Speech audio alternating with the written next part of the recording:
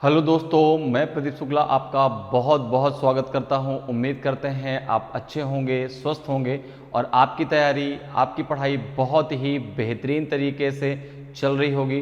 तो आज मैं आपके लिए लेकर के हाजिर हूं कंपाउंड इंटरेस्ट की ये 5वीं क्लास। और आज की क्लास आपके लिए बहुत इम्पॉर्टेंट क्लास होने वाली है। आज की क्लास में हम डिस्कस करने वाले हैं कि question based on data sufficiency. इस प्रकार डेटा सफिशिएंसी पर जो बेस्ड क्वेश्चन आते हैं कंपाउंड इंटरेस्ट में, उनको हम कैसे सॉल्व कर सकते हैं, उनका आंसर कैसे हमें करना होता है, इन सारी चीज़ों के बारे में हम बहुत अच्छे से आज डिस्कस करने वाले हैं। तो आज की क्लास बहुत ही इंटरेस्टिंग क्लास होने वाली है, बहुत ही इंपॉर्टेंट क्लास होने वाली है। तो चलिए भाई, बिना किसी देरी के आज की क्लास को शुरू कर लेते हैं। लेकिन हाँ, अभी तक जिन्होंने चारों क्लासों को नहीं पढ़ा है, ठीक है ना, तो उन क्लासों को जरूर पढ़ लीजिए, ठीक है। और एक चीज और है कि क्लास को शेयर जरूर किया करिए, ठीक है ना।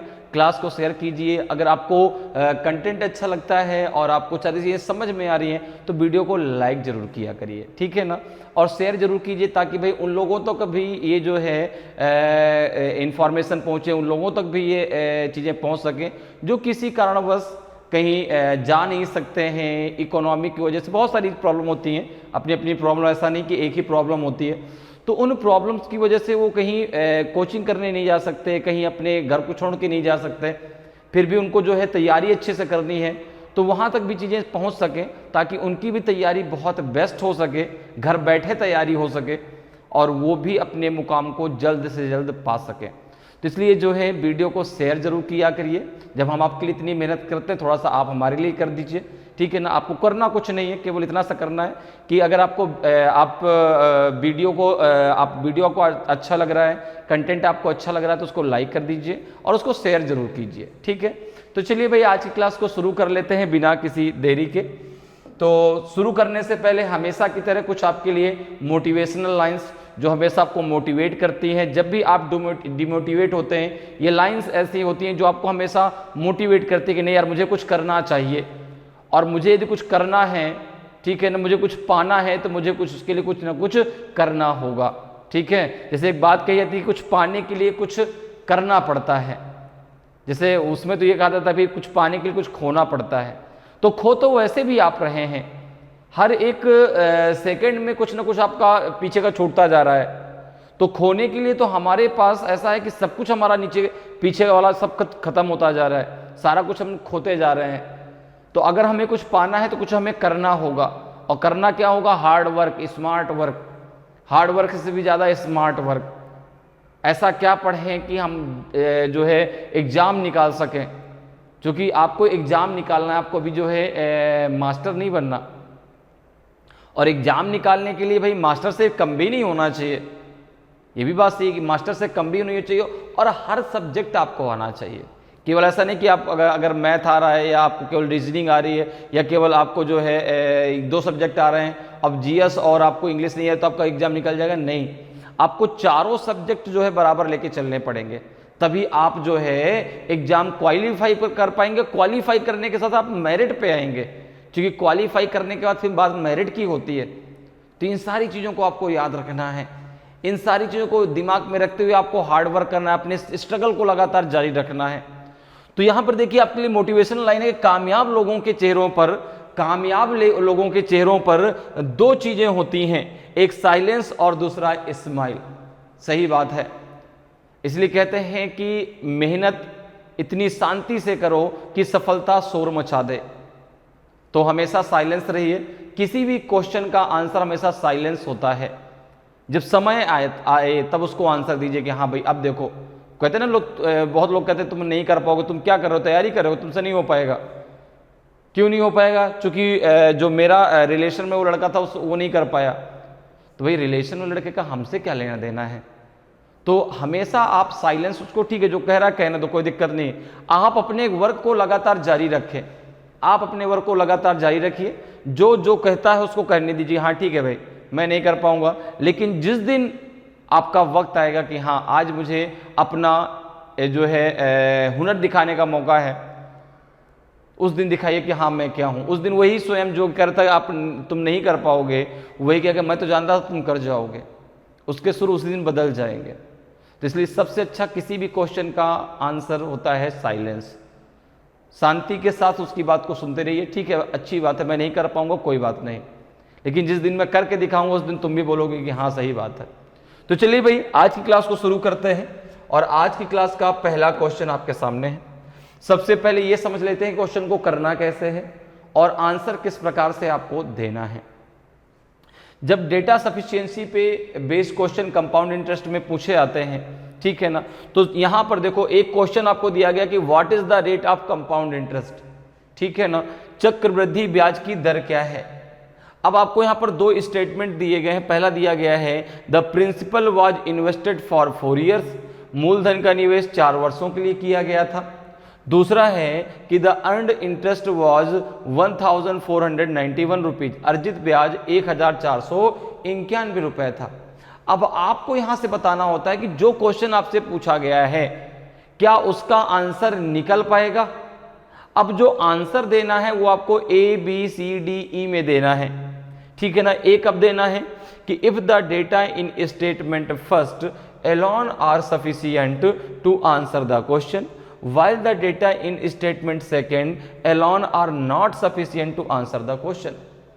कथन पहले में दिया गया डेटा अकेले ही उत्तर देने के लिए पर्याप्त है, जबकि कथन दूसरे में दिया गया डेटा अकेले ही उत्तर देने के लिए पर्याप्त नहीं है। तो आंसर आपको क्या देना है, ए देना है। जो क्वेश्चन आपसे पूछा गया अगर उसका आंसर केवल पहले स्टेटमेंट से आपका आ रहा है, ठीक है ना, और दूसरे से अकेले उसका आंसर नहीं आ पा रहा, तो आंसर आपको ए देना है। बी कब देना है कि if the data in statement second alone are sufficient to answer the question, while the data in statement first alone are not sufficient to answer the question. जो कथन दूसरे में दिया गया डेटा है वो अकेले ही उत्तर देने के लिए पर्याप्त है, और कथन पहले में दिया गया डेटा अकेले उत्तर देने के लिए पर्याप्त नहीं है, तो ऑप्शन बी दीजिए। सी कब देना है कि if the data either in statement first or in statement second alone are sufficient to answer the question. यदि कथन पहले और कथन दूसरे दोनों में दिया गया डेटा आपका उत्तर देने के लिए पर्याप्त है, पहले से भी आपका आंसर निकल रहा है, दूसरे से भी आंसर निकल रहा है, अर्थात आप या तो केवल पहला ले लो या तो केवल आप दूसरा ले लो और अपना आंसर निकाल लीजिए। तो यहां पे क्या कंडीशन आ जाएगी, आइदर और, कि या तो हम पहला ले लें या तो हम दूसरा ले लें और हमारा आंसर आ जाएगा, ठीक है ना। चूज करने की कंडीशन आ गई कि पहला ले लो तो भी आंसर आ जाएगा, केवल दूसरा ले लो तो भी आंसर आ जाएगा। तो उस कंडीशन में आंसर आपको क्या देना, सी देना है, ठीक है ना। डी कब देना है कि if the data even in both statement first and second together are not sufficient to answer the question. कथन पहले और दूसरे में दिया गया डेटा दोनों मिलकर के भी उत्तर देने के लिए पर्याप्त नहीं है, अर्थात दोनों से मिला करके भी आपका आंसर नहीं निकल पा रहा, तो आंसर आप क्या देंगे, डी देंगे। और if the data in both statement first and second together are necessary to answer the question. यदि जो है कथन पहले और दूसरे में दिया गया डेटा दोनों मिलकर के उत्तर देने के लिए क्या है, जरूरी है, ठीक है ना, दोनों की जरूरत है कि पहला और दूसरा दोनों को मिला के आपका आंसर आ रहा है, तो आप आंसर क्या देंगे, ई देंगे। तो बात समझ में आई। जो क्वेश्चन दिया गया है उसका आंसर आपको स्टेटमेंट फर्स्ट और सेकंड के आधार पे निकालना है, लेकिन आंसर आपको देना है A B C D E के अकॉर्डिंग, ठीक है। अब आते हैं देखिए क्वेश्चन पे। तो यहां पे देखो आपसे पूछा गया है रेट ऑफ इंटरेस्ट, अर्थात आर की वैल्यू आपसे पूछी गई है। क्या पूछी गई है, आर की वैल्यू आपसे पूछी गई है, ठीक है ना। अब देखो यहां पे दिया गया the principal was invested for 4 years, जो मूलधन है उसका इन्वेस्ट कितने साल के लिए किया गया, 4 वर्षों के लिए। तो अगर हम बात करें यहाँ टाइमिंग की, अगर हम बात करें यहाँ पर टाइमिंग की, तो टाइमिंग कितने पहले स्टेटमेंट में, अगर हम बात करें टाइमिंग की फर्स्ट स्टेटमेंट से, तो फर्स्ट स्टेटमेंट में केवल टाइमिंग की बात की गई है। फर्स्ट स्टेटमेंट किसकी बात की गई है, टाइमिंग की बात की गई है। तो फर्स्ट स्टेटमेंट में टी की वैल्यू दी गई है कितनी, 4 ईयर, टी की वैल्यू दी गई है 4 ईयर। सेकेंड में दिया गया है आपको, सेकेंड स्टेटमेंट में दिया गया सी आई, सेकेंड स्टेटमेंट में दिया गया सी आई कितना, 1491, कितना दिया गया, 1491 रुपीज। अब अगर हम यहां पर बात करते हैं तो भाई रेट ऑफ इंटरेस्ट निकालना है हमें, तो यहां पर केवल टाइम से बात नहीं बनेगी, केवल टाइम के आधार पे हम रेट ऑफ इंटरेस्ट नहीं निकाल सकते, केवल जो है हम कंपाउंड इंटरेस्ट के आधार पे रेट ऑफ इंटरेस्ट नहीं निकाल सकते। सीआई का फॉर्मूला क्या होता है, आपने कहा कि सीआई इक्वल्स टू होता है आपका compound amount minus principal. Compound amount का फॉर्मूला क्या होता है, P into 1 plus R upon 100 के पावर हो जाएगा आपका T, और T की जगह हम क्या रख देंगे यहाँ पे T, और माइनस हो जाएगा आपका P। अब जो डेटा हमको दिया गया है दोनों में, अगर दोनों को मिला के भी हम इस जो है कॉन्सेप्ट में इस डेटा को रखते हैं तो क्या हो जाएगा, देखो यहां पे जो है, यहां पे हमें CI पता कितना है 1491, हमें P की वैल्यू नहीं पता अर्थात प्रिंसिपल नहीं पता, 1 प्लस R तो हमें फाइंड करना है, अपॉन में 100, पावर हो गया आपका T कितना दिया है फर्स्ट वाले में 4, T की वैल्यू कितनी दी गई है 4 ही है, और माइनस हो जाएगा P। अब देखो एक चीज बताओ, आपको P की वैल्यू पता नहीं है तो क्या आप रेट ऑफ इंटरेस्ट निकाल पाएंगे, नहीं निकाल पाएंगे, क्योंकि दोनों स्टेटमेंट में कहीं भी आपको प्रिंसिपल नहीं दिया गया कितनी उसने राशि इन्वेस्ट की थी, ठीक है ना, समय दिया गया और कंपाउंड इंटरेस्ट दिया गया, और उसके आधार पे आप रेट ऑफ इंटरेस्ट नहीं निकाल सकते। तो दोनों से मिलाकर के भी आपका आंसर नहीं आ रहा, केवल पहले से भी आंसर नहीं आ रहा था, केवल दूसरे से भी आंसर नहीं आ रहा, और दोनों मिलाकर के भी दोनों मिलकर के भी आंसर देने के लिए पर्याप्त नहीं है, क्योंकि दोनों को मिला भी दिया तो भी आंसर आपका नहीं आ रहा। तो यहाँ पे जो आंसर होगा वो डी होगा, यहाँ पे जो आंसर क्या होगा डी, कि if the data even in both statement first and second together are not sufficient to answer the question. तो कथन पहले और दूसरे दोनों में जो डेटा दिया गया वो मिलकर के भी उत्तर देने के लिए पर्याप्त नहीं है। क्लियर है, अगले क्वेश्चन पे आ जाइए। तो समझ में आया कैसे करना है, क्वेश्चन को करना कैसे है, ठीक है ना। जो क्वेश्चन आपका पूछा गया है उसका जो आंसर आपको देना है वो ABCDE में देना है, और जो क्वेश्चन आपसे पूछा गया है उसको उसके जो दो स्टेटमेंट दिए गए हैं उनके आधार पे आपको आंसर निकालना है, ठीक है। अब जैसे क्वेश्चन आपसे पूछा गया कि what will be the compounded amount, चक्रवृद्धि राशि क्या होगी, 200 रुपए 200 rupees were borrowed for 192 months at 6% compounded annually. 200 रुपए 192 महीनों के लिए 6% वार्षिक चक्रवृद्धि दर पर उधार लिए गए थे। दूसरा है कि 200 rupees were borrowed for 16 years at 6%, 200 rupees 16 वर्षों के लिए 6% की दर पर उधार लिए गए थे। अब आपको आंसर देना है कि भाई ABCDE में कौन सा आपका सही आंसर होगा। तो अब देखिए जो है क्वेश्चन में आपसे पूछा गया है कंपाउंडेड अमाउंट अर्थात चक्रवृद्धि मिश्र धन, ठीक है ना। क्या पूछा गया है, चक्रवृद्धि मिश्र धन। अगर हम पहले स्टेटमेंट की बात करते हैं तो उसमें हमको प्रिंसिपल पता है। फर्स्ट स्टेटमेंट में देखो क्या क्या पता है आपको, प्रिंसिपल कितना पैसा उसने उधार लिया, आपने कहा 200 रुपीज, तो प्रिंसिपल हो गया 200, ठीक है ना। अगर हम टाइमिंग की बात करें तो टाइमिंग है आपका पहले में 192 मंथ्स, इसको हम ईयर में कन्वर्ट कर लें, क्योंकि भाई जो आपका जो है यहाँ पर जो आप कंपाउंड इंटरेस्ट लेंगे वो कैसे लेंगे, वार्षिक, ठीक है ना, मंथली नहीं आपको चाहिए, वार्षिक अर्थात एनुअली चाहिए। तो 192 मंथ्स को आप किस में कन्वर्ट कर लीजिए, ईयर में कन्वर्ट कर लीजिए। तो भाई 1 ईयर में आपके 12 मंथ होते हैं, तो इसको 12 से जब आप डिवाइड करेंगे कितना आएगा, तो आपने कहा 12 1 जा 12 और 12 6 जा 72, 16 ईयर आ जाएगा, 16 ईयर आ जाएगा। रेट ऑफ इंटरेस्ट कितना दिया गया है, रेट ऑफ इंटरेस्ट आपको दिया गया 6%, रेट ऑफ इंटरेस्ट आपको दिया गया 6%। तो यहाँ पे हम निकालेंगे क्या, इससे कंपाउंड अमाउंट, यहाँ से क्या निकालेंगे जो है कंपाउंड अमाउंट निकालेंगे। कंपाउंड अमाउंट इक्वल्स टू क्या होता है, आपने कहा P अर्थात 200, ठीक है ना, 1 प्लस R अपॉन 100 अर्थात 6 अपॉन 100 के पावर में हो जाएगा आपका 16 हो जाएगा। अब इसको यहाँ से सॉल्व कर लेना है और आपका आंसर निकल आएगा, ठीक है। आंसर निकाल कर नहीं बताना कितना आएगा, आपको केवल इतना बताना है कि आंसर निकल पा रहा है कि नहीं निकल पा रहा, ठीक है ना, केवल हमें इतना बताना होता है कि आंसर उससे निकल पाएगा कि नहीं निकल पाएगा। तो भाई देखो यहाँ पर आपका कंपाउंड अमाउंट का फॉर्मूला क्या होता है, P इंटू 1 प्लस R/100 के पावर T, और यहाँ पे आपको P की वैल्यू पता है, आपको R की वैल्यू पता है, आपको T की वैल्यू पता है, तो कंपाउंड अमाउंट यहाँ से निकल आएगा, अर्थात चक्रवृद्धि मिश्र धन यहाँ से निकल आएगा। ठीक है, तो केवल पहले स्टेटमेंट से तो बात बन गई, केवल पहले स्टेटमेंट से तो बात बन गई। सेकंड की जरा बात कर लेते हैं। सेकंड में जो आपको डेटा दिया गया, देखो क्या उसके आधार पे आप आंसर निकाल पाएंगे।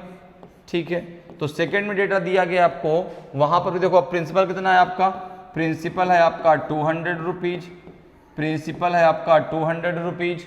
ठीक है ना, टाइमिंग कितना है, टाइमिंग है आपका 16 ईयर, और रेट ऑफ इंटरेस्ट कितना है, रेट ऑफ इंटरेस्ट है आपका 6%।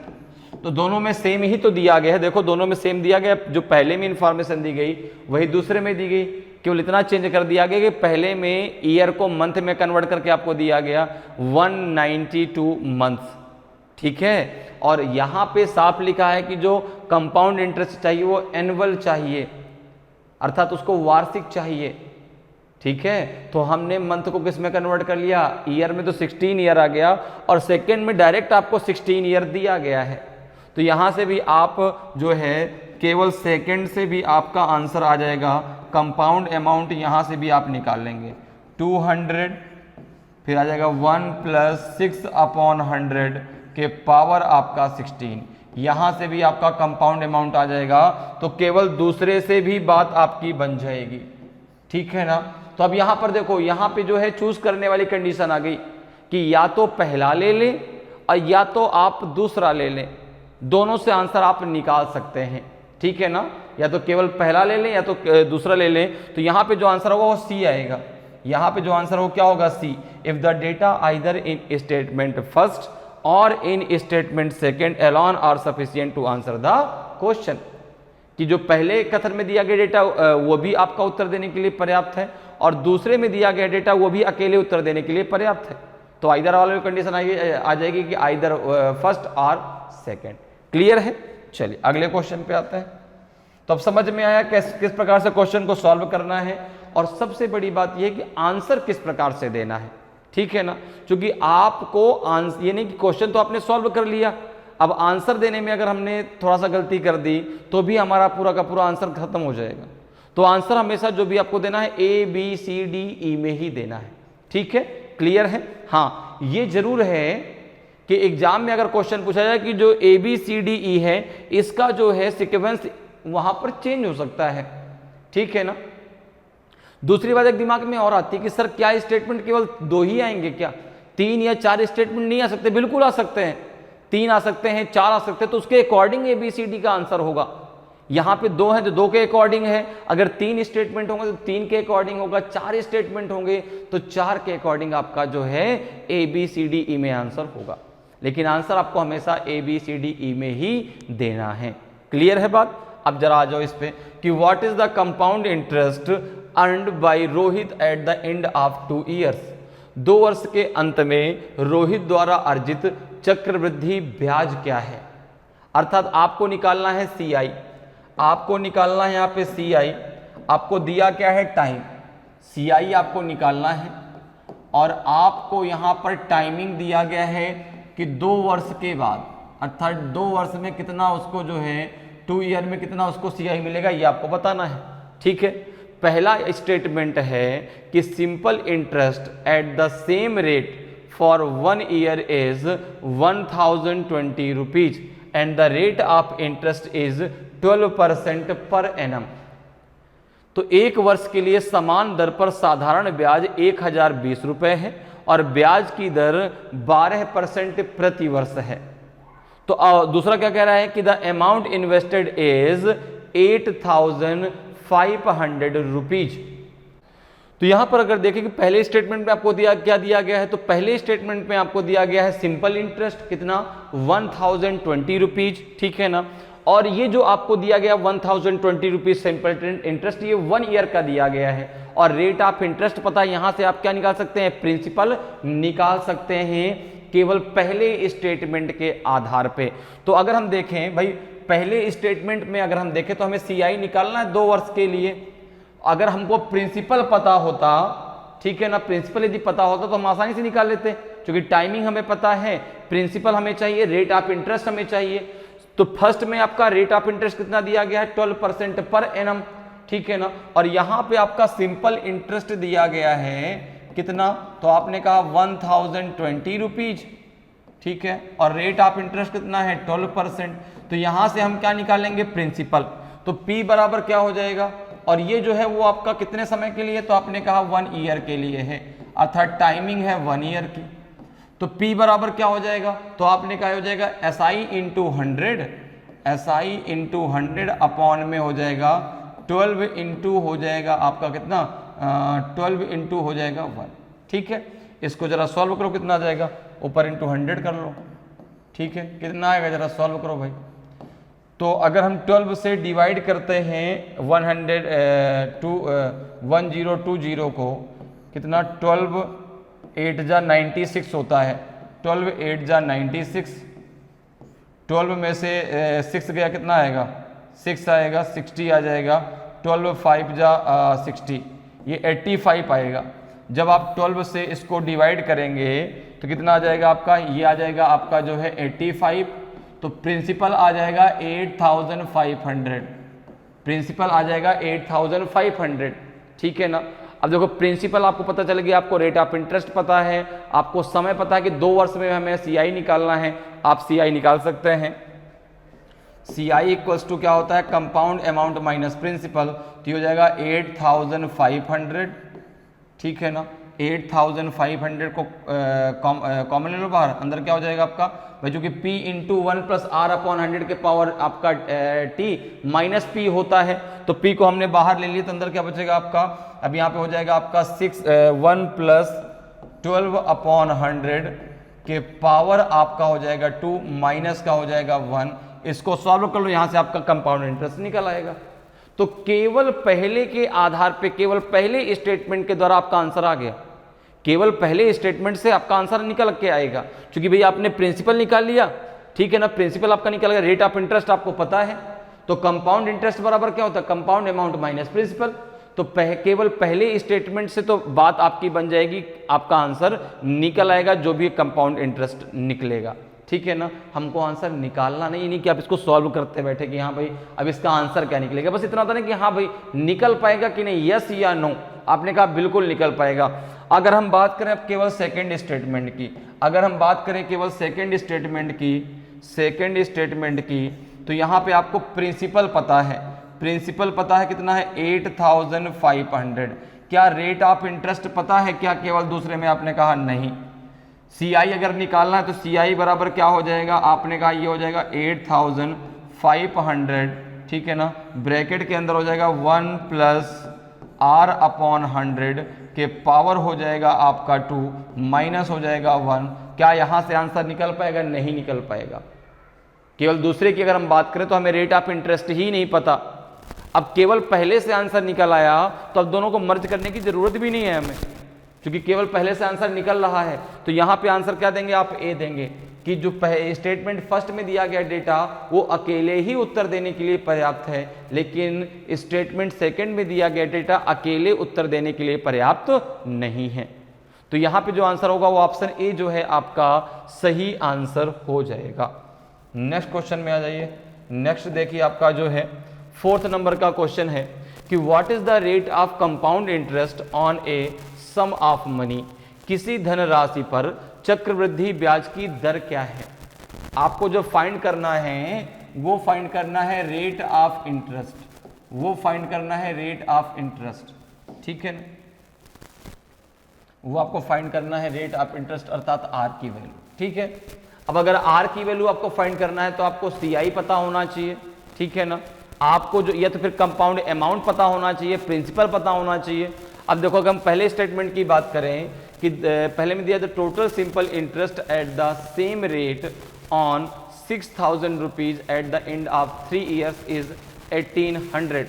3 वर्ष के अंत में 6000 रुपए पर समान दर पर कुल साधारण ब्याज 1800 रुपए है। दूसरा स्टेटमेंट कह रहा है कि the total compound interest on 6,000 rupees at the end of 2 years is 1,260 rupees. 2 वर्ष के अंत में 6,000 रुपए पर कुल चक्रवृद्धि ब्याज कितनी है? 1,260 रुपए है। अब आपको बताना है कि भाई A B C D E में कौन सा आपका सही आंसर होगा। तो देखिए भाई यहाँ पे आपको चाहिए रेट ऑफ इंटरेस्ट। अब आपको एक चीज पता है कि फर्स्ट ईयर का चाहे आपका कंपाउंड इंटरेस्ट हो चाहे सिंपल इंटरेस्ट हो, दोनों समान होते हैं, ठीक है ना।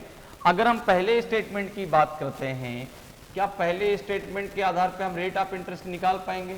आपने कहा पहले स्टेटमेंट में दिया गया है कि जो प्रिंसिपल है वो है आपका 6,000, प्रिंसिपल है 6,000, जो उसको सिंपल इंटरेस्ट मिला अर्थात एसआई मिला वो मिला आपको 1,800 रुपीज, ठीक है ना। कितने समय में मिला? कितने समय मिला? आपने कहा 3 ईयर में मिला। तो R बराबर क्या हो जाएगा? आपने कहा SI इंटू 100 अपॉन में P इंटू टी। तो यहां पर देखो कितना हो जाएगा आपका कितना हो जाएगा 1,800 मल्टीप्लाई 100 अपॉन में हो जाएगा आपका 6,000 और मल्टीप्लाई हो जाएगा आपका 3। इसको जरा सॉल्व कर लो। देखो यहाँ से रेट ऑफ इंटरेस्ट निकल के आ जाएगा, कितना हो जाएगा 1 2 3 0, ये कैंसिल हो गए। यहाँ कितना बचा 6 3 18, पूरा का पूरा कैंसिल हो गया। यह जाएगा आपका 10%। तो केवल पहले से तो बात बन गई, केवल फर्स्ट स्टेटमेंट से आपका आंसर निकल आया rate of interest 10% per annum, ठीक है ना। 10% पर एनम आपका रेट ऑफ इंटरेस्ट आ गया, ठीक है, क्लियर है। तो पहले से तो आंसर आ गया। अब जरा केवल दूसरे की बात कर लेते हैं, केवल जरा दूसरे स्टेटमेंट की बात करते हैं। क्या केवल दूसरे से आंसर आ जाएगा क्या? तो आपने कहा कि यहाँ पे दिया है द टोटल कंपाउंड इंटरेस्ट। अच्छा एक बात याद रखिए कि यहाँ से इसको इंटर मारना था, ठीक है ना। यहाँ से क्योंकि ये हिंदी और इंग्लिश दोनों अलग अलग हैं, तो यहाँ पे इंटर वो एक ही क्वेश्चन नहीं कि आप एक ही साथ दोनों पढ़ें। वैसे भी आपको समझ में आ रहा हो कि हिंदी में लिखा वो इंग्लिश में है, ठीक है। तो यहाँ पर देखो आपको जो है CI कितना दिया गया है 1,260 और प्रिंसिपल कितना है आपका 6,000 रुपीज। समय है आपका कितना 2 ईयर। तो यहां से भी निकल के आएगा कितना 1,260 इक्वल्स टू क्या हो जाएगा आपका, इक्वल्स टू हो जाएगा आपका 6,000 ब्रैकेट के अंदर क्या हो जाएगा आपका 1 प्लस R अपॉन 100 के पावर हो जाएगा आपका 2 माइनस हो जाएगा आपका 1। क्लियर है। अब देखो ये जब इधर आएगा कितना हो जाएगा, तो आपने कहा ये हो जाएगा आपका 1,260 अपॉन में 6,000 इक्वल्स टू हो जाएगा आपका जो है 1 प्लस R अपॉन 100 के पावर आपका 2 माइनस का आपका 1, ठीक है। अब अगर इसको सॉल्व करते कितना आ जाएगा आपका, यहाँ से ये 0 से 0 कैंसिल हो जाएगा और अगर आप इसको यहाँ पे सॉल्व करें कितना आ जाएगा, ये हो जाएगा 2 3 जा, ठीक है ना। कितना हो जाएगा आपका 2 3 जा 6, 2 3 से कर दो, 3 से हो जाएगा, 3 2 जा हो जाएगा 6 200 और 3 4 जा 12 और 3 4 जा 12, 3 2 जा 6 42 हो जाएगा। 1 से करेंगे तो ये आपका 2 से करेंगे तो 100 आ जाएगा और ये 21 आ जाएगा। कितना आ जाएगा 21। तो 21 अपॉन में 100। अब इधर देखो इसको लेके आओगे तो ये कितना हो जाएगा, ये हो जाएगा देखो 1 प्लस R अपॉन 100 के पावर आपका हो जाएगा 2 इक्वल्स टू हो जाएगा आपका 21 अपॉन में 100 प्लस हो जाएगा आपका 1, क्योंकि ये 1 इधर जाएगा तो प्लस का 1 हो जाएगा। अब देखो कितना हो जाएगा, ये हो जाएगा आपका 121 अपॉन में 100। इसको आप लिख सकते हैं 11 अपॉन 100 के पावर आपका 2। कितना हो जाएगा 11 अपॉन 100 के पावर 2। यहाँ पे 1 plus R upon 100 equals to 11 upon 100 के हो जाएगा। यहाँ से R इक्वल्स टू आपका 10% यहाँ से भी निकल आएगा। चाहे सॉल्व करके पूरा देख लो कितना आएगा, हो जाएगा 1 plus R upon 100 equals to हो जाएगा आपका 11 अपॉन कितना 10, ठीक है ना। जब ये 1 उधर जाएगा तो ये R अपॉन 100 इक्वल्स टू कितना हो जाएगा, तो ये हो जाएगा 1 अपॉन में 10। कितना हो जाएगा 1 अपॉन में 10, तो R इक्वल्स टू कितना हो जाएगा आपका 10%। R इक्वल्स टू कितना हो जाएगा आपका 10%, ठीक है ना। तो यहाँ से भी आपका R इक्वल्स टू कितना निकल के आया रेट ऑफ इंटरेस्ट 10%। पहले वाले से भी आपका कितना निकल के आया 10%, ठीक है ना। तो यहाँ पे आंसर क्या आ जाएगा, यहाँ पे ऑप्शन सी होगा कि या तो आप केवल पहले से आंसर निकाल लीजिए या तो केवल आप दूसरे से आंसर निकाल लीजिए, तो आइदर R वाली कंडीशन हो जाएगी, ठीक है ना, क्या हो जाएगा आइदर आर वाली कि या तो पहला या तो दूसरा। ठीक है, क्लियर है, तो ऑप्शन सी आपका करेक्ट आंसर होगा। अगले क्वेश्चन पे आ जाइए। अगला देखिए आपका 5th नंबर का क्वेश्चन है कि what is the total compound interest acquired on a sum of money after 5 years. 5 वर्षों के बाद किसी धनराशि पर अर्जित कुल चक्रवृद्धि ब्याज क्या है। तो पहला स्टेटमेंट है आपका कि द सम वाज 20,000 रुपीज, राशि 20,000 रुपए है, यहां पर भी आपका इंटर होना चाहिए। The total amount of simple interest on the sum after 5 years was 4,000 rupees. 5 वर्ष बाद किसी राशि पर साधारण ब्याज की कुल राशि 4,000 रुपए थी। अब आपको बताना है कि A B C D E में कौन सा आपका सही आंसर होगा। यहां पे आपको निकालना क्या है, यहां पे आपको निकालना है जो है सी आई निकालना है। क्या निकालना है, सी आई, ठीक है ना। सी आई आपको फाइंड करना है, और सी आई फाइंड करना है कितने समय में, कितने समय में, तो आपने कहा 5 ईयर में। सी आई फाइंड करना है 5 ईयर में, ठीक है ना। 5 वर्षों के बाद किसी धनराशि पर अर्जित कुल चक्रवृद्धि ब्याज कितना है, ठीक है। तो पहला दिया गया कि द सम वाज 20,000 रुपीज। अब देखो पहले स्टेटमेंट में आपको केवल धनराशि दी गई है, पहले स्टेटमेंट में केवल आपको क्या दिया गया है, प्रिंसिपल, ठीक है ना। पहले स्टेटमेंट में केवल आपको दिया गया है प्रिंसिपल, तो क्या प्रिंसिपल के आधार पे बात बन जाएगी क्या। आपने कहा P इक्वल्स टू दिया गया है 20,000। अच्छा, यहाँ पे हमको R की वैल्यू भी तो चाहिए। क्या R के बारे में फर्स्ट स्टेटमेंट में कुछ दिया गया है, नहीं दिया गया, ठीक है ना।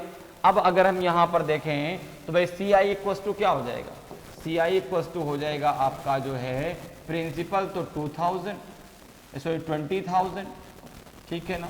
और यहाँ पे कितना आ जाएगा आपका ब्रैकेट के अंदर 1 + R/100 के पावर हो जाएगा आपका जो है कितना 5 माइनस हो जाएगा 1। क्या यहाँ से कंपाउंड इंटरेस्ट निकल पाएगा, नहीं निकल पाएगा। तो केवल पहले से बात तो नहीं बनेगी। अब जरा केवल दूसरे की बात कर लेते हैं। क्या केवल दूसरे में जो डेटा दिया गया है वो अकेले उत्तर देने के लिए पर्याप्त है क्या, ये दोनों से मिलकर के आंसर आएगा क्या। तो आपने कहा कि अगर मैं केवल दूसरे की बात करता हूं, अगर मैं केवल सेकंड स्टेटमेंट की बात करता हूं, तो सेकंड स्टेटमेंट में क्या दिया गया देखो जरा कि the sum was the total amount of simple interest on the sum after 5 years was 4,000। 5 वर्ष बाद किसी राशि पर साधारण ब्याज की कुल राशि, अर्थात ये दिया गया आपको क्या, ये दिया गया है अमाउंट मिश्र धन, ठीक है ना। क्या दिया गया है, मिश्र धन। दूसरे में दिया गया देखो आपको अमाउंट दिया गया है, किस पर, सिंपल इंटरेस्ट पे ध्यान रखिएगा। ये अमाउंट दिया गया है कितना आपका 4,000 दिया गया है, ठीक है ना। अमाउंट आपको 4,000 दिया गया है कितने वर्ष में, तो आपने कहा टाइमिंग है यहाँ पे 5 ईयर, टाइमिंग है आपका जो है 5 ईयर। तो अमाउंट आपको दिया गया है 4,000 रुपीज, और आपको टाइमिंग तो आपको पहले से पता है कि भाई 5 वर्ष है, तो टाइमिंग की तो कोई हमको चाहिए रेट ऑफ इंटरेस्ट। तो हमें चाहिए क्या, रेट ऑफ इंटरेस्ट चाहिए। तो क्या रेट ऑफ इंटरेस्ट यहां से निकल पाएगा, अगर दोनों को हम मिला लेते हैं, दोनों को अगर हम मर्ज कर लेते हैं फर्स्ट और सेकंड में, तो पहले में दिया गया आपको क्या, पहले में दिया गया है आपका प्रिंसिपल 20,000 रुपीज। अच्छा, दूसरे में आपको अमाउंट नहीं सिंपल इंटरेस्ट दिया गया, सॉरी अमाउंट नहीं, 4,000 आपका सिंपल इंटरेस्ट, सॉरी ये अमाउंट नहीं है, ये जो है सिंपल इंटरेस्ट की टोटल राशि है, अर्थात ये एसआई है। ये क्या है आपका सिंपल इंटरेस्ट है, ठीक है। कितना है 4,000। अगर दोनों को हम मर्ज कर लेते हैं, पहले और दूसरे को, अगर हम पहले से प्रिंसिपल ले लें और दूसरे से आपका सिंपल इंटरेस्ट आपको पता है, तो यहाँ से रेट ऑफ इंटरेस्ट आप निकाल सकते हैं। तो रेट ऑफ इंटरेस्ट कितना निकल के आएगा देखो जरा। तो आपने कहा अगर यहाँ से दोनों को मर्ज करके रेट ऑफ इंटरेस्ट निकालें फर्स्ट और सेकेंड से, अगर दोनों को हम मर्ज कर लेते हैं फर्स्ट और सेकेंड को, और यहाँ से रेट ऑफ इंटरेस्ट निकालते हैं, तो R बराबर क्या हो जाएगा, तो आपने कहा 4,000 मल्टीप्लाई 100 अपॉन में हो जाएगा आपका 20,000 मल्टीप्लाई 5, क्योंकि 5 ईयर का है ना, 5 वर्षों का है, ठीक है ना। तो यहाँ से रेट ऑफ इंटरेस्ट आपका निकल आएगा। रेट ऑफ इंटरेस्ट कितना निकल के आएगा देखो जरा, दोनों को मर्ज करने पे। तो आपने कहा 1 2 3 4, 1 2 3 4, ठीक है ना। और 2 2 जा हो जाएगा आपका 4, और 5 2 जा हो जाएगा आपका 10। तो 2 2 जा कितना हो जाएगा आपका 4, ठीक है ना, क्लियर है भाई। ये 4000 है, ये कितना, अब ये 0 0 कैंसिल हो जाएगा, 1 2 3 4, तो 5 2 जा 10 और ये हो जाएगा 2 2 जा 4, तो 4% आपका रेट ऑफ इंटरेस्ट निकल के आएगा। कितना निकल के आएगा आपका 4% पर एनम आपका रेट ऑफ इंटरेस्ट निकल आया। अब देखो आपकी बात बन गई, अब देखो यहाँ पे आप कंपाउंड इंटरेस्ट निकाल लेंगे, यहाँ पे अब आपकी बात बन गई, अब आप सीआई निकाल लेंगे। सीआई बराबर क्या हो जाएगा, तो आपने कहा 20,000 ब्रैकेट के अंदर 1 प्लस 4 अपॉन में 100 के पावर हो जाएगा आपका 5 माइनस में हो जाएगा आपका 1। यहां से आप उसको सॉल्व कर लेंगे और आपका कंपाउंड इंटरेस्ट निकल आएगा। तो दोनों को मिला करके आपका आंसर आएगा, दोनों को मिला के आपका आंसर आएगा। फर्स्ट और सेकंड दोनों मिल करके उत्तर देने के लिए पर्याप्त हैं। तो यहां पे जो आंसर होगा वो ई होगा, यहां पे जो आंसर होगा वो ई होगा कि if the data in both statement first and second together are necessary to answer the question, दोनों मिला करके उत्तर देने के लिए पर्याप्त हैं। तो ऑप्शन आपका जो है ई बिल्कुल सही आंसर होगा। अगले क्वेश्चन पे आ जाइए। अगला देखिए आपका 6 नंबर का क्वेश्चन है कि what was the total compound interest on a sum after 3 years, 3 वर्ष बाद किसी राशि पर कुल चक्रवृद्धि ब्याज कितना था। अब देखो यहां पर भी आपको सीआई फाइंड करना है, यहां पर भी आपको क्या फाइंड करना है, सीआई। कितने समय में, कितने समय में, आपने कहा 3 ईयर। कितने समय में, तो आपने कहा 3 ईयर में। तो देखिए पहला स्टेटमेंट है आपका कि the interest after 1 year was 100 rupees and the sum was 1000 rupees. एक वर्ष के बाद, एक वर्ष के बाद, यहाँ पे एक लाइन ऐसी होनी चाहिए, एक वर्ष के बाद ब्याज 100 रुपए था और राशि 1000 रुपए थी, ठीक है ना। दूसरा का the difference between simple and compound interest on a sum of 1000 rupees at the end of 2 years, at the end of 2 years was 10 rupees. अर्थात 2 वर्ष के अंत में 1000 रुपए की राशि पर साधारण और चक्रवृद्धि ब्याज के बीच का अंतर 10 रुपए था। अब अगर देखें तो भाई पहले वर्ष का आपका सिंपल इंटरेस्ट और पहले वर्ष का कंपाउंड इंटरेस्ट दोनों सेम होता है। अगर हम यहां पर केवल फर्स्ट स्टेटमेंट की बात कर लें तो यहां पर देखो प्रिंसिपल हमें दिया गया, कितना दिया गया है, तो आपने कहा 1000 रुपीज दिया गया है। रेट ऑफ इंटरेस्ट आपका दोनों में नहीं दिया गया, ना पहले स्टेटमेंट में ना दूसरे में। तो क्या रेट ऑफ इंटरेस्ट आपका पहले स्टेटमेंट से निकल के आएगा, देखो जरा। तो आपने कहा प्रिंसिपल तो दिया गया है भाई 1000 रुपीज, प्रिंसिपल दिया गया है 1000 रुपीज। अच्छा, पहले वर्ष का जो ब्याज था वो था 100 रुपीज। तो भाई सिंपल इंटरेस्ट और कंपाउंड इंटरेस्ट पहले वर्ष का समान होता है। तो पहले वर्ष का सिंपल इंटरेस्ट हो गया आपका 100 रुपीज, ठीक है ना। कितने समय के लिए, तो आपने कहा 1 ईयर का, ठीक है। तो यहां से रेट ऑफ इंटरेस्ट निकल आएगा, कितना निकल के आएगा आपका, आर इक्वल टू हो जाएगा आपका 100 इंटू 100, 100 इंटू 100 अपॉन में हो जाएगा आपका 1000 मल्टीप्लाई आपका 1 2 3 1 2 3 10% आपका रेट ऑफ इंटरेस्ट निकल आएगा। अब देखो आपको प्रिंसिपल पता है, प्रिंसिपल कितना है, आपने कहा 1000 रुपीज। रेट ऑफ इंटरेस्ट आपको पता चल गया 10%। समय आपको पहले से पता है 3 ईयर, तो आप पहले से अब कंपाउंड इंटरेस्ट निकाल लेंगे, सीआई निकाल लेंगे, ठीक है ना। सीआई इक्वल टू हो जाएगा कंपाउंड अमाउंट माइनस आपका जो है प्रिंसिपल। तो यहां से अगर हम देखें तो सीआई इक्वल टू कितना आ जाएगा, आपने कहा सीआई इक्वल टू हो जाएगा आपका 1000, ठीक है ना। ब्रैकेट के अंदर 1 प्लस 10 अपॉन 100 के पावर हो जाएगा आपका कितना 3 और माइनस हो जाएगा आपका 1। तो केवल पहले से तो आंसर आ गया, केवल पहले से आंसर आ गया। अब जरा बात कर लेते हैं कि क्या केवल दूसरे से आंसर आएगा, क्या केवल फर्स्ट से आंसर तो आ गया, क्या केवल सेकंड से आंसर आएगा। तो सेकंड में दिया गया है कि सीआई और एसआई के बीच का डिफरेंस, और प्रिंसिपल यहां पर भी दिया गया आपका 1000 रुपीज, ठीक है ना। और उनके बीच का जो डिफरेंस 2 वर्षों का वो 10 रुपीज था। अब आपको सीआई और एसआई के बीच 2 वर्ष के डिफरेंस का डायरेक्ट कॉन्सेप्ट पता है, क्या होता है, क्या होता है। तो आपने कहा ये होता है आपका दोनों के बीच का डिफरेंस, तो 10 रुपीज इक्वल टू हो जाएगा आपका पी आर स्क्वायर अपॉन 100 का स्क्वायर। पी कितना है, तो आपने कहा 1000, ठीक है ना। और यहाँ पे हो जाएगा आपका आर स्क्वायर अपॉन हो जाएगा आपका 100 का स्क्वायर, तो 100 मल्टीप्लाई 100 हो जाएगा। 100 मल्टीप्लाई 100 हो जाएगा।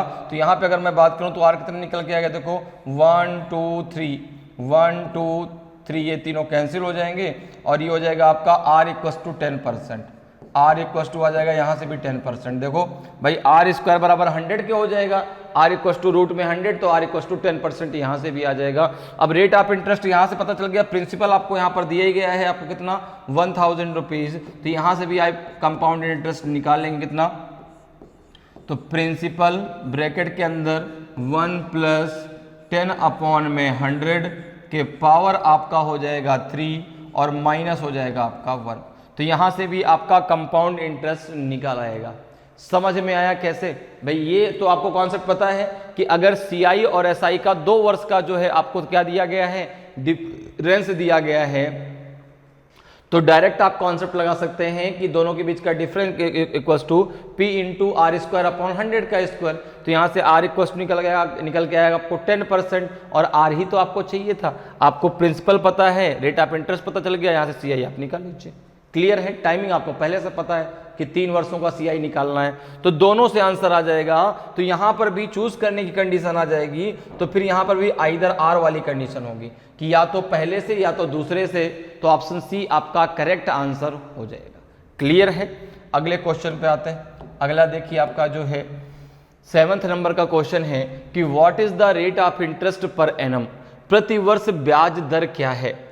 तो पहला आप देखो यहाँ पे आपको 3 स्टेटमेंट दिए गए हैं, फर्स्ट सेकंड और थर्ड, 3 स्टेटमेंट दिए गए हैं। तो 3 स्टेटमेंट के आधार पे आपको ऑप्शन भी दिए गए हैं, ठीक है ना। जैसा कि शुरुआत में मैंने आपसे कहा था कि आपके दिमाग में एक बात आती है कि क्या केवल 2 ही स्टेटमेंट आएंगे, क्या 3 या 4 नहीं आ सकते? बिल्कुल आ सकते हैं। जितने स्टेटमेंट आएंगे उसी के अकॉर्डिंग आपको ऑप्शन भी वहां पर मिलेगा, ठीक है। जैसे कि इसमें 3 स्टेटमेंट है तो उसके अकॉर्डिंग आपके ऑप्शन है। अब देखो आपको यहाँ पे निकालना है कि जो है रेट ऑफ इंटरेस्ट क्या होगा पर एनम। पहला स्टेटमेंट कह रहा है कि simple interest earn per annum is 5300 rupees, प्रति वर्ष अर्जित साधारण ब्याज है 5300 रुपए। दूसरा कह रहा है the difference between the compound and simple interest on an amount is 1060 rupees at the end of 2 years. 2 वर्ष के अंत में किसी राशि पर चक्रवृद्धि और साधारण ब्याज के बीच का अंतर 1060 रुपए है। तीसरा कह रहा है कि an amount double it self in 5 years with simple interest, साधारण ब्याज पर एक राशि 5 वर्ष में दोगुनी हो जाती है। अब आपको जो आंसर देना है वो A B C D A में देना है। ए कब देना है कि भाई ऑल ऑफ दीज, तीनों से मिला के आपका आंसर आ रहा है, ओनली थर्ड से आ रहा है, आइदर सेकेंड और थर्ड से, कि या तो आप दूसरे से निकाल लें या तो केवल तीसरे से निकाल लें। और डी कब देना है कि ओनली थर्ड और फर्स्ट एंड सेकेंड, कि केवल तीसरे से भी आंसर आ रहा है और आपका जो है पहला और दूसरा दोनों से मिला करके आंसर आ रहा है, तो आंसर आप डी दीजिए। और अगर किसी से भी आंसर नहीं आ रहा है तो आंसर आप यहाँ पे ई दीजिए, नन ऑफ दीज दीजिए। तो यहां पर देखिए अगर हम बात करें केवल फर्स्ट स्टेटमेंट की, तो फर्स्ट स्टेटमेंट में आपको दिया गया है simple interest earned per annum is 5300 rupees. तो फर्स्ट स्टेटमेंट में केवल आपको एसआई दिया गया है और आपको पता है कि एसआई इक्वल्स टू क्या होता है, एसआई इक्वल्स टू होता है अर्थात 5300 इक्वल्स टू हो जाएगा आपका जो है पी आर टी अपॉन 100। तो पी आर और ये टी कितना आ जाएगा, तो आपने कहा इंटू 1, कितना हो जाएगा आपका पी आर टी अपॉन 100, तो पी इंटू आर इंटू 1, चूंकि ये 1 वर्ष में है अपॉन 100, ठीक है ना। ठीक है, simple interest earn per annum is 5300। तो यहां पर क्या हो जाएगा आपका टी की जगह आप 1 रख देंगे, ठीक है, क्लियर है। और ये आपका इतना है 5300। अब यहां से अगर मैं बात करूं तो पी आर बराबर कितना आ जाएगा, तो आपने कहा हो जाएगा 5300, 2 जीरो उसके साथ में और बढ़ा दो, इतना हो जाएगा। तो क्या यहां से आर निकल पाया, केवल पहले से आंसर नहीं निकल पाया। अब अगर हम दूसरे की बात करें, केवल दूसरे की, तो दूसरे में दिया गया कि the difference between the compound and simple interest on an amount is 1060 rupees at the end of 2 years. 2 वर्ष के अंत में किसी राशि पर चक्रवृद्धि ब्याज और साधारण ब्याज के बीच का जो डिफरेंस है वो कितना है आपका 1060 रुपए है। आपको इसके लिए डायरेक्ट कॉन्सेप्ट पता है, मैंने अभी भी आपको बताया है। तो यहाँ पे आप जब डायरेक्ट कॉन्सेप्ट दूसरे में लगाएंगे तो यहाँ पे क्या निकल के आएगा, आपने कहा दोनों के बीच का डिफरेंस 1060 इक्वल्स टू हो जाएगा आपका P इंटू हो जाएगा आपका R स्क्वायर अपॉन हो जाएगा आपका 100 स्क्वायर हो जाएगा, ठीक है। कितना हो जाएगा 100 स्क्वायर। अब यहां पर देखो, यहां पे आपको PR, यहां पे आपको जो है PR स्क्वायर की वैल्यू तो मिल जाएगी, कितनी मिल जाएगी, आपने कहा PR स्क्वायर इक्वल हो जाएगा 1060 और ये हो जाएगा आपका 12340 हो जाएगा। क्लियर है, यहां तक बात क्लियर। अब अगर मैं पहले और दूसरे दोनों को मर्ज कर लेता हूं, मर्ज करने से पहले केवल मैं बात कर लेता हूं तीसरे की, मर्ज करके हम बात करते हैं, पहले तीसरे की बात कर लेते हैं। क्या केवल तीसरे से आंसर निकलेगा क्या? तो अगर हम केवल थर्ड की बात करें, केवल अगर मैं थर्ड की बात करूं तो थर्ड में देखो क्या दिया गया है कि an amount double itself in 5 years with simple interest. अर्थात अगर हम यहां पर देखें, हमने मान लिया कि प्रिंसिपल हमारा P था, हमने जो है थर्ड के हिसाब से प्रिंसिपल कितना मान लिया P, तो अमाउंट कितना हो जाएगा, आपने कहा 5P, ठीक है ना। अमाउंट क्या हो जाएगा 5P। भाई जो अमाउंट मिलेगा, जो आपको मिश्र धन मिलेगा, उसमें आपका प्रिंसिपल प्लस आपका जो है सिंपल इंटरेस्ट। तो यह जो है कितने समय में, ये कितने समय में, तो आपने कहा कि 5 ईयर में, सॉरी डबल इट सेल्फ है ना, तो 2P हो जाएगा, सॉरी यहाँ पे 2P हो जाएगा। तो 2P कितने समय में हो जाता है 5 ईयर में। अच्छा, SI इक्वल्स टू क्या हो जाएगा, तो आपने कहा कि अमाउंट माइनस प्रिंसिपल, तो 2P माइनस P, यहां से आपको SI पता चल जाए कितना है आपका P। अब देखो अगर मुझे रेट ऑफ इंटरेस्ट निकालना है तो R बराबर क्या हो जाएगा, आपने कहा कि SI इंटू 100 अपॉन में प्रिंसिपल इंटू आपका हो जाएगा टाइम। तो प्रिंसिपल P से P आपका कैंसिल, 5 2 जा आपका 10, तो केवल तीसरे से तो आंसर आ गया, केवल तीसरे से तो आंसर आ गया, केवल तीसरे से तो आंसर आ गया भाई 20%। तो तीसरा अकेला उत्तर देने के लिए पर्याप्त है, तीसरा अकेला उत्तर देने के लिए पर्याप्त है। अब जरा हम जो है पहले और दूसरे को मर्ज करके भी देख लेते हैं, क्या इनसे दोनों से मिलकर आंसर आएगा क्या? तो आंसर आपका डी हो जाएगा, अन्यथा आंसर आपका बी हो जाएगा। ठीक है, देखो जरा दोनों से मिला के आंसर आएगा क्या? तो आपने कहा कि अगर हम इन दोनों को मर्ज कर लेते हैं, इसको तो हमने कर दिया, यहां से आंसर आ गया। इन दोनों को अगर हम मर्ज करते हैं तो यहाँ पे पी आर इक्वल टू इतना है, अब P R square equal to इतना है, ठीक है ना। पी आर की वैल्यू इतनी दी गई है, पी आर स्क्वायर की वैल्यू आपको इतनी दी गई है। अब अगर यहाँ से दोनों को जो है हम डिवाइड कर लें, यहाँ से अगर हम दोनों को क्या कर लें, डिवाइड कर लें, और यहाँ पर देखो, यहाँ पे अगर मैं पी आर स्क्वायर अपॉन में पी आर कर दूं तो ये इक्वल टू कितना हो जाएगा, आपने कहा ये हो जाएगा आपका 106 और 1 2 3 4 5 1 2 3 4 5 अपॉन में हो जाएगा आपका जो है 5 3 और 1 2 3 4 हो जाएगा। क्लियर है? दोनों को मर्ज करने पे भाई ये पी आर की वैल्यू है, ये पी आर स्क्वायर की वैल्यू है, हमने क्या किया कि पी आर स्क्वायर में पी आर का भाग दे दिया। तो यहां से देखो, यहां से क्या होगा कि P से P आपका कैंसिल, एक R से एक R कैंसिल, यहाँ पे 1 2 3 4 1 2 3 4 ये जीरो कैंसिल हो जाएंगे, और 2 टाइम ये कैंसिल और 20% यहाँ से भी आ जाएगा। तो यहाँ से भी R बराबर कितना आ जाएगा 20%। तो दोनों को मर्ज करने पे भी बात बन जाएगी, फर्स्ट और सेकंड को मर्ज करने पे भी बात बन जाएगी। तो यहाँ पे जो आंसर होगा वो डी होगा, यहाँ पे जो आंसर होगा वो क्या होगा आपका डी होगा, कि ओनली थर्ड और फर्स्ट एंड सेकेंड, कि केवल पहले से आंसर निकाल लीजिए या फिर पहले और दूसरे दोनों को मिला के आंसर निकाल लीजिए। क्लियर है? अगले क्वेश्चन पे आ जाइए। अगला देखिए आपका 8th नंबर क्वेश्चन है कि what is the rate of interest per annum, प्रति वर्ष ब्याज दर क्या है। तो पहला दिया है कि difference between compound interest and simple interest for 2 years is 100 rupees. 2 वर्षों के लिए चक्रवृद्धि ब्याज और साधारण ब्याज के बीच का अंतर 100 रुपए है। दूसरा है the amount double itself in 10 years on simple interest, साधारण ब्याज पर राशि 10 वर्ष में दोगुनी हो जाती है। तीसरा है कि the amount invested is 10,000 rupees, निवेश की गई राशि आपकी कितनी है 10,000 रुपए है। अब आपको आंसर देना है A B C D E में, ठीक है ना। Only first and second, only first and third, only third and either first और सेकंड। डी है कि आइदर ओनली सेकंड और फर्स्ट एंड थर्ड। और पांचवा देना है आपका नन ऑफ दीज। अगर किसी से भी आंसर नहीं निकल रहा तो आंसर आप दीजिए नन ऑफ दीज। तो यहां पर देखिए, अगर हम बात करें केवल पहले स्टेटमेंट की, अगर हम बात करें केवल फर्स्ट स्टेटमेंट की, तो फर्स्ट स्टेटमेंट में आपको सीआई और एसआई के बीच का 2 वर्षों का डिफरेंस कितना दिया गया है 100 रुपीज। आपने कहा इसके लिए मुझे कॉन्सेप्ट पता है, डायरेक्ट जो है क्या होता है, तो आपने कहा दोनों के बीच का आपका डिफरेंस, दोनों के बीच का डिफरेंस कितना है आपका 100 रुपीज, ठीक है ना। इक्वल टू हो जाएगा P अर्थात प्रिंसिपल R स्क्वायर अपॉन हो जाएगा आपका 100 स्क्वायर, ठीक है ना। अपॉन कितना हो जाएगा आपका 100 स्क्वायर, ठीक है ना। और हमको चाहिए यहाँ पे जो है क्या, हमको चाहिए रेट ऑफ इंटरेस्ट। हमको क्या चाहिए, हमको चाहिए rate of interest per annum. तो यहाँ से देखो, अब प्रिंसिपल हमें पता नहीं है, प्रिंसिपल हमें पता नहीं, पहले में केवल इतनी सी जानकारी दी गई है।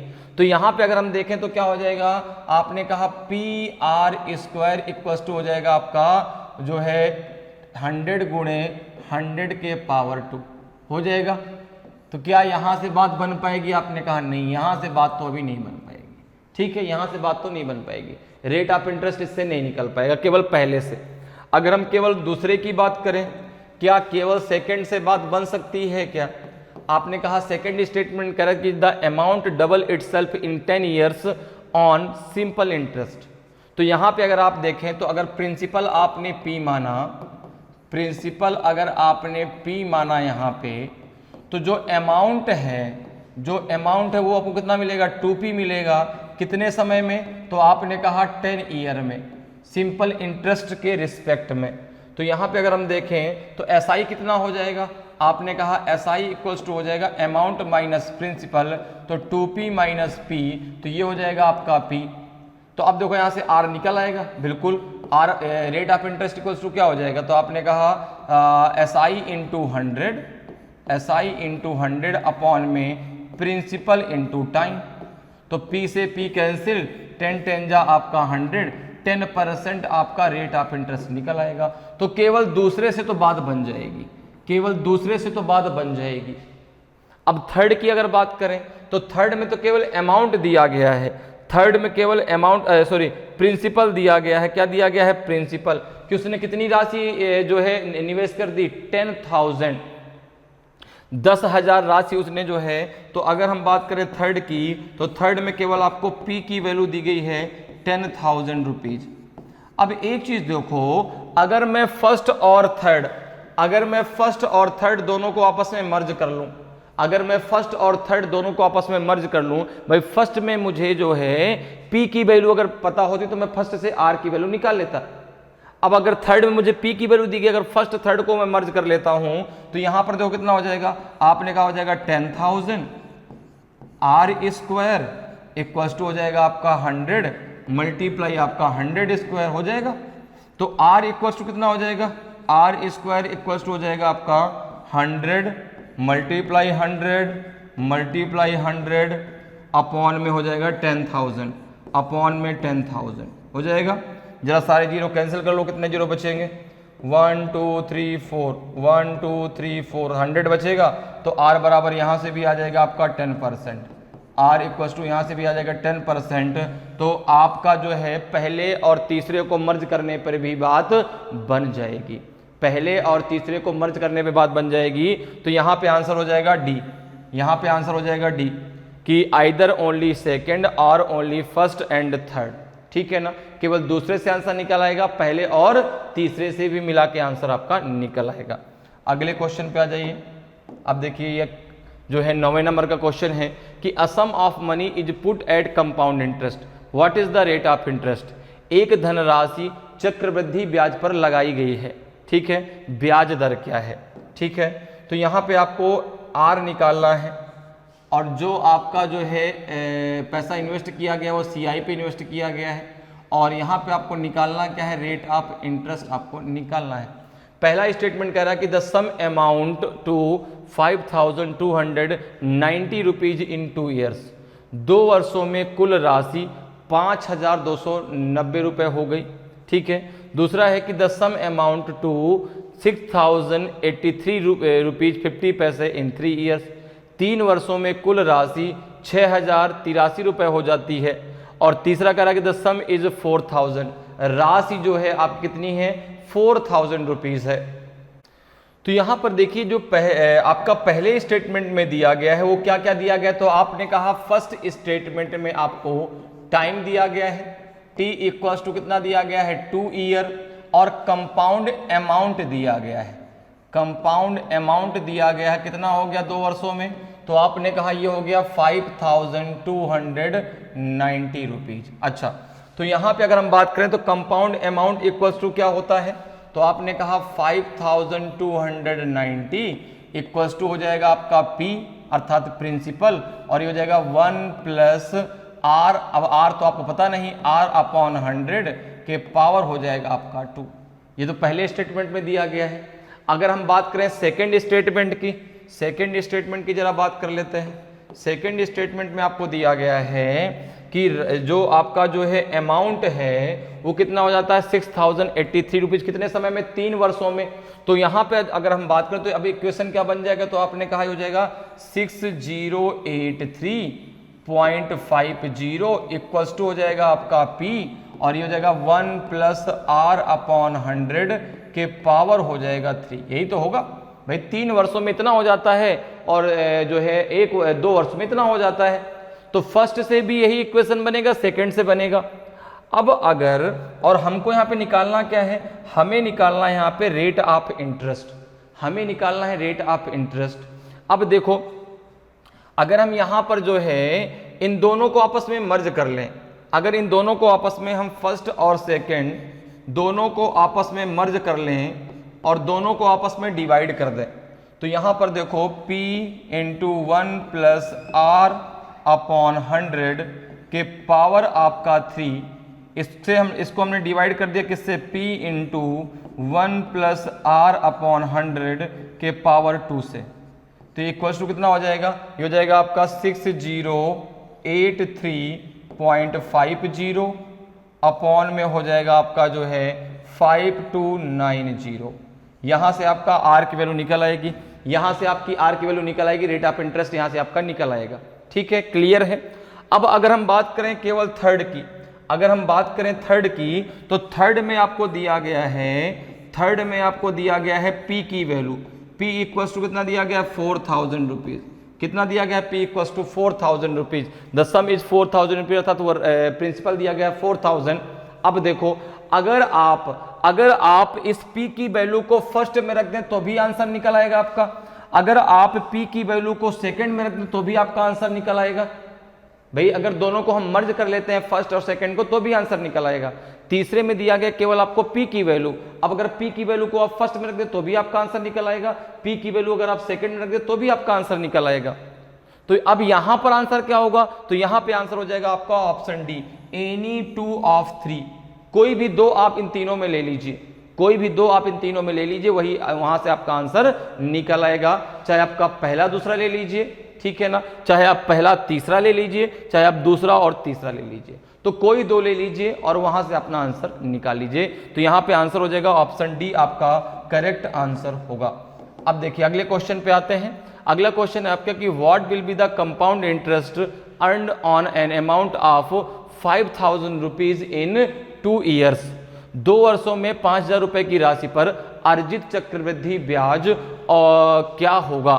पहला स्टेटमेंट कह रहा कि the simple interest on the same amount at the same rate of interest is 5 years is 2000 rupees, 5 वर्षों में समान ब्याज दर पर समान राशि पर साधारण ब्याज 2000 रुपए है। दूसरा कह रहा है कि the compound interest and the simple interest earn in 1 year is the same, 1 वर्ष में अर्जित चक्रवृद्धि ब्याज और साधारण ब्याज समान है। तीसरा है कि the amount becomes more than double on compound interest in 10 years, चक्रवृद्धि ब्याज पर 10 साल में रकम दोगुनी से भी ज्यादा हो जाती है। अब आपको आंसर देना है A, B, C, D, E में। तो यहाँ पर देखिए, अगर हम बात करें पहले स्टेटमेंट की करें तो पहले स्टेटमेंट में आपको दिया गया है कि the simple interest on the same amount at the same rate of interest is 5 years is 2000 rupees. ठीक है ना। तो यहाँ पर देखो, अब आपको बताना, यहाँ पे आपको दो चीजें पता है, शुरुआत में आपको दो चीजें पता है। एक तो टाइम पता है, टाइम कितना है आपका 2 ईयर, और आपको प्रिंसिपल पता है, प्रिंसिपल कितना है 5000, प्रिंसिपल कितना है 5000।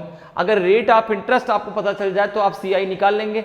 तो अगर मैं यहाँ पे पहले स्टेटमेंट की बात करूं तो फर्स्ट स्टेटमेंट में आपको दिया गया है एसआई, एसआई कितना है आपका, तो आपने कहा 2000 रुपीज। कितने समय में, तो आपने कहा 5 वर्षों में। कितना, 5 वर्षों में, 5 ईयर में। अब देखो, अगर मैं यहाँ से जो है प्रिंसिपल ले लूँ जो है क्वेश्चन से, तो मैं यहाँ से रेट ऑफ इंटरेस्ट निकाल लूंगा। रेट ऑफ इंटरेस्ट बराबर क्या हो जाएगा, तो आपने कहा आर इक्वल्स टू हो जाएगा 2000 मल्टीप्लाई 100 अपॉन में हो जाएगा आपका 5 और मल्टीप्लाई 5000। ठीक है ना। मैंने प्रिंसिपल ले लिया क्योंकि प्रिंसिपल मुझे पहले से पता है। तो यहाँ पे देखो कितना निकल के आएगा आपका रेट ऑफ इंटरेस्ट। आपने कहा 0 0 0 1 2 3 5 4 जा 20 और ये हो जाएगा 5 8 जा 40। तो ये हो जाएगा आपका 8% पर एनम। ठीक है ना। अब देखो यहाँ से रेट ऑफ इंटरेस्ट आपको मिल गया, आपको प्रिंसिपल पता है, आपको समय टाइम पता है, तो यहाँ से आप सीआई निकाल सकते हैं।